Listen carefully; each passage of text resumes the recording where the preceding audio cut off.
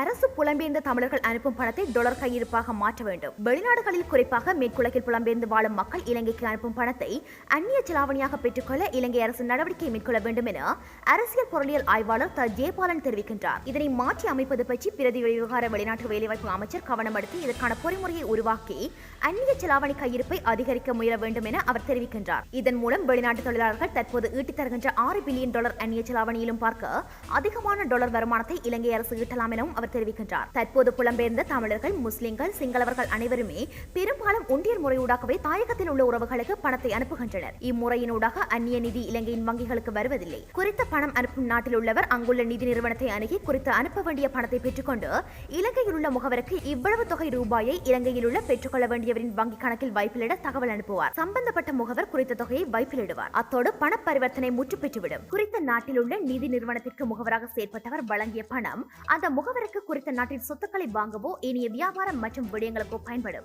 இந்த அந்நிய நிதி இலங்கையின் வங்கியை அடையாது.